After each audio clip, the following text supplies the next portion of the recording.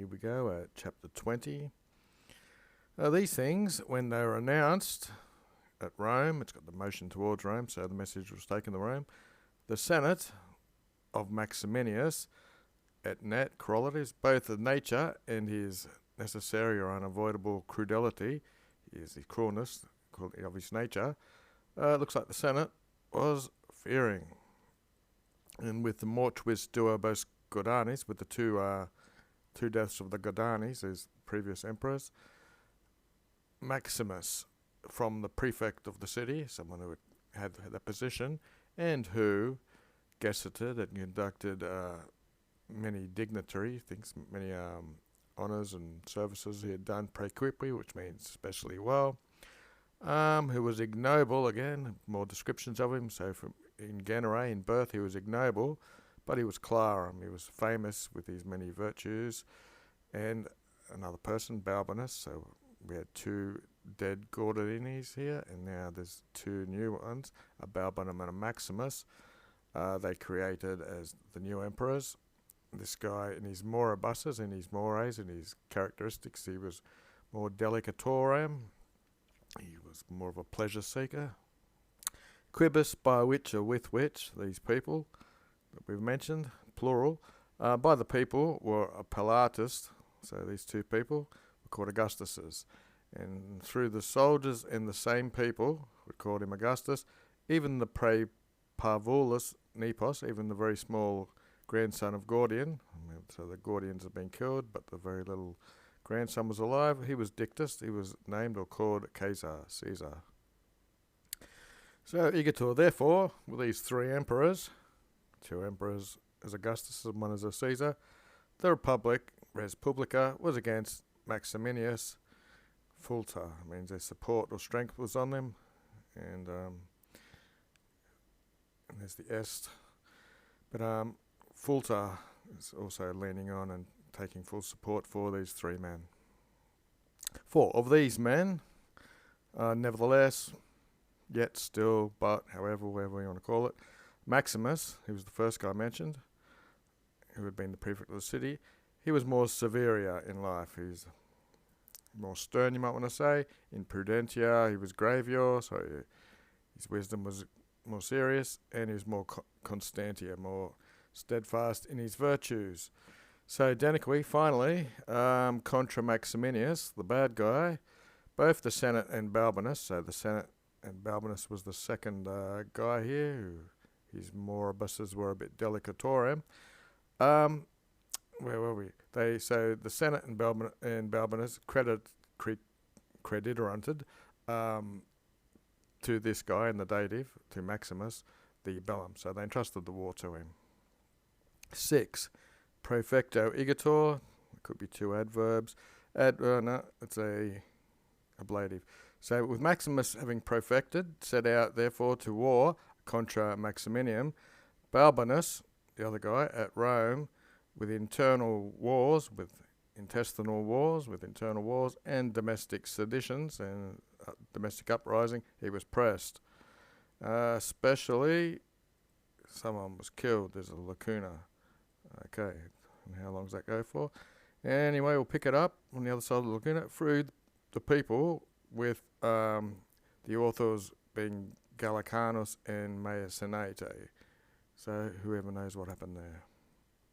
Qui quidam, which indeed the people were lanianatus, means butchered by the Praetorian Guard, when Balbinus was not able satisfactorily to resist or put down the sedationibus, this uprising. So, okay, I've got a clue what's going on now. The people were being butchered by the Praetorian Guard, so finally, or to sum it up, a great part of the urbis, which is the city, was incensa. It was burnt up. 7. And recreatus, which usually means refreshed or something, indeed, the emperor, Fulrat Maximinus. So this is the other guy who's the emperor. He's a bit cruel. So even though he was a bit refreshed or happy now, have audita morte, having heard of the death of Gordianus and the victory of his son, and Capellinus' victory over Gordianus' son. But when another consultum, another decree senatus of the Senate he accepted or he received, in which quo Maximus and Balbinus and Gordianus, the little Nepos, had been called emperors.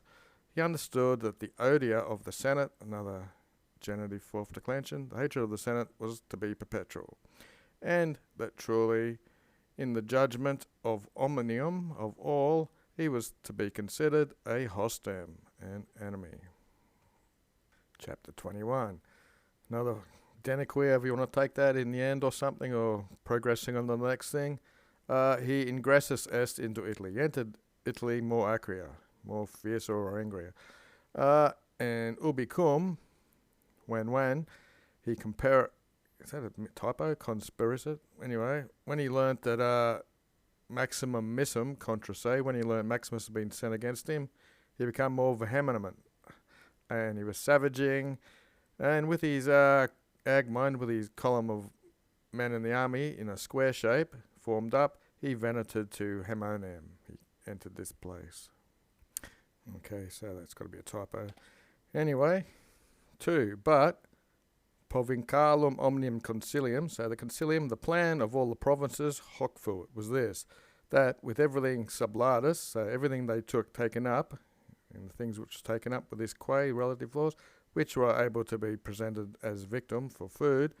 So they took up everything which could be used for food, and inside their little cities, they recuperated themselves. They took themselves in, so that there's a purpose, or in order that Maximus with his exercitu, with his army, would be pressed with famine. Fame is famine in Latin, so they'd all be hungry.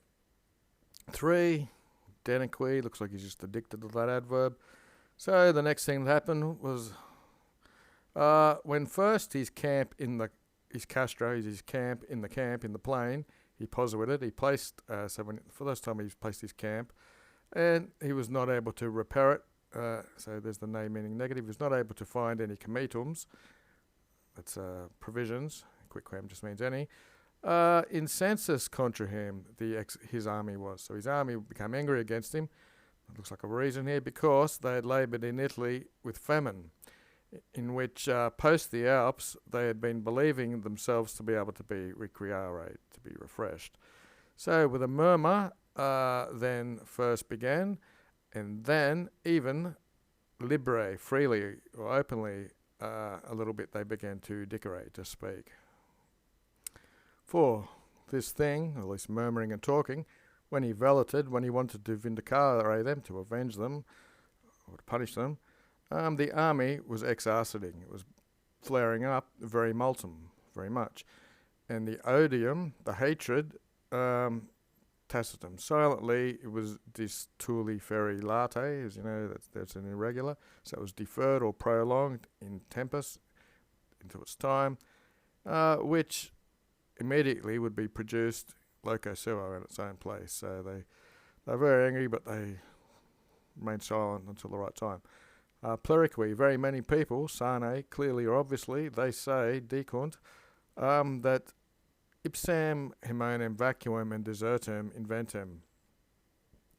So it looks like he found haemonem vacuous, empty and deserted. This was found by Maximus, with him being stupidly happy, stolte latente, and that's a present participle in the ablative singular, because it was as if from him, or for him, the whole city had retreated. So to end the day is the Daily Dictionary, recreo, to restore, revive. I've seen that used a couple of times today. Pretty simple. So 6. Post hoc, after this, he venated to Aquilia, which against him, with arms disposited, so they were positioned or placed around the walls, there was armed men placed, and the porters was closed, the gate was closed, neither was there a propugnio, these are armaments, were they defilt, none were these lackings.